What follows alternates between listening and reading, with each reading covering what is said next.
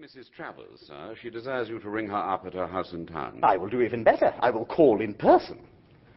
My Aunt Dahlia, as you may recall, is my good and deserving aunt, not to be confused with my Aunt Agatha, who eats broken bottles and kills rats with her teeth. And apart from the intellectual pleasure of chewing the fat with her, there is always the glittering prospect of lunch, courtesy of her virtuosic chef, Anatole. I found the old flesh and blood up to a Marcel wave in proof sheets, she being the proprietress of a weekly paper for the delicately nurtured called Milady's Boudoir. Hello, Ugly. What brings you here? I understood, aged relative, that you wished to confer with me. What will Anatole be giving us for lunch? He won't be giving you anything, my gay young tapeworm.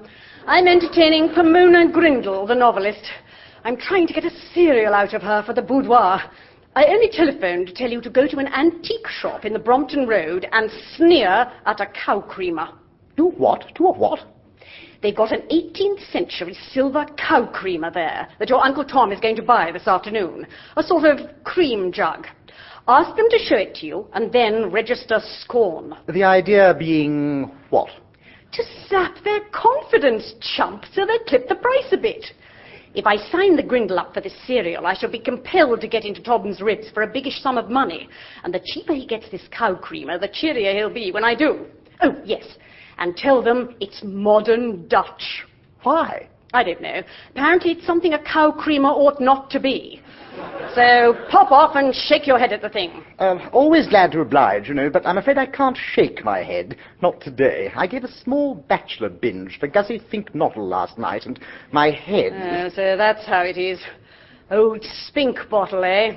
How was the old newt fancier? Pretty roguish, actually. I was astounded. We drank his health and called for a toast, and I was all prepared for a blushing refusal. But he rose to his feet and held us spellbound. Good old spink bottle. I'm not going to the wedding, though. I disapprove of Sir Watkin Bassett and don't think he ought to be encouraged. You know the old crumb, then? We had him staying with us last month. He and Tom compete at collecting old silver. And do you know how he repaid my hospitality? Sneaked round my back and tried to steal Anatole. No! Fortunately, Anatole proved staunch after I doubled his wages. Double them again. Keep on doubling them. Pour out money like water rather than lose God's gift to the gastric juices. Yes. Well, that's the sort of horn-swoggling highbinder Sir Watkin Bassett is. And now push off. I've got about 6 tons of proofs to correct. Can I rely on you not to bungle that job? I go to antique shop. In the Brompton Road. Ask to see cow creamer. And sneer. Right. Buzz along. There were 2 customers in the antique shop as I entered. Meow. And a large cat.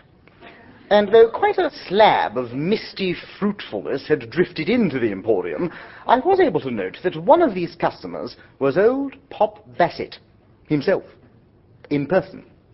Not a picture. I know you, young man. Oh, I never forget a face.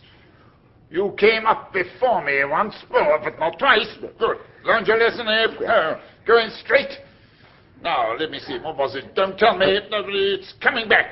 Oh, of course, yes. Bag snatching. No. I just pinched Bag snatching. I remember it distinctly. Still, it's all past and done now, eh? Oh, splendid. Roderick, come over here. This is most interesting. What? Oh, yes. Roderick Spode was a breathtaking cove. I don't know if you've ever seen those pictures in the papers of dictators with blazing eyes inflaming the populace with fiery words, but that was what he reminded me of. It was as if nature had intended to make a gorilla and had changed its mind at the last moment. Look at this chap. I gave him 3 months not long ago for bag snatching. And it's quite evident he's reformed. Oh, yes. I remember thinking that he would have been the ideal man to sneer at a cow creamer. Look at him. Well-groomed and dressed, a decent member of society. What you doing now, young man? Stealing umbrellas, apparently. I notice he's got yours, Watkin. I was on the point of denying this hotly when it suddenly struck me like a blow from a sock stuffed with wet sand that there was a lot in it.